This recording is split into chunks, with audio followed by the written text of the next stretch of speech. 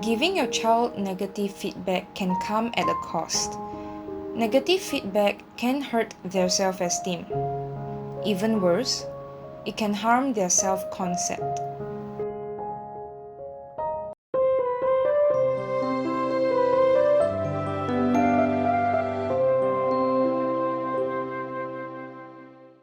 Self-concept is your definition of who you are.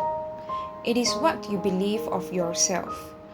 For example, are you a kind person, a loyal partner, a capable parent? It is important for one's self-concept to form correctly. Enough research shows that humans behave in ways consistent with their definition of themselves, which means that they behave in ways in line with their self-concept. For example, if you think you're impatient, you will be impatient. The same goes for children. If your child thinks they're lazy, they will be lazy.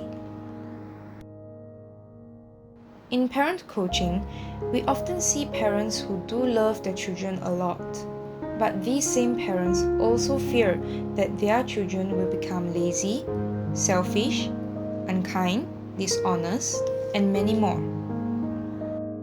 As a result, these parents become hypervigilant to signs of these undesirable traits. The issue comes up whenever a loving and hypervigilant parent seeks to stamp out every single indication of their worst fears by scolding their child things like, "Can you stop being so lazy? Don't be so selfish. You were so unkind. You liar." Giving your child negative feedback can come at a cost. Negative feedback can hurt their self-esteem. Even worse, it can harm their self-concept. All these happen because negative feedback are negative accusations, which craft the child's self-concept in the same way a jadeite craftsman sculpts a piece of jadeite stone. As a parent, don't you want to sculpt your child into someone brilliant?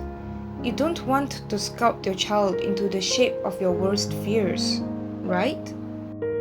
You can use the following 2 steps to correct undesirable behaviors without giving negative feedback. Number 1. Talk about someone else. You could point at the misbehavior in another child.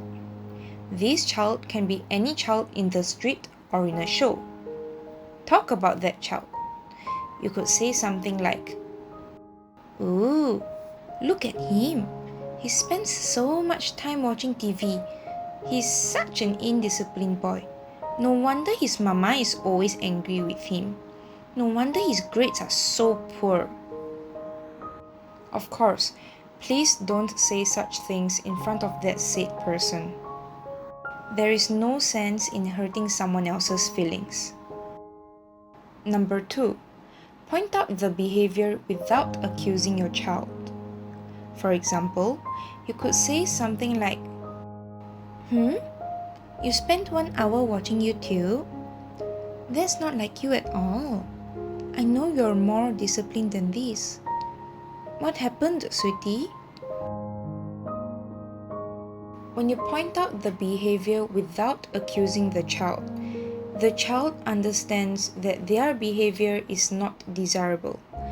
But they also understand that the lapse in their behavior does not define them as indisciplined. If you have any questions, you can email us at petunialee@colabcorner.com.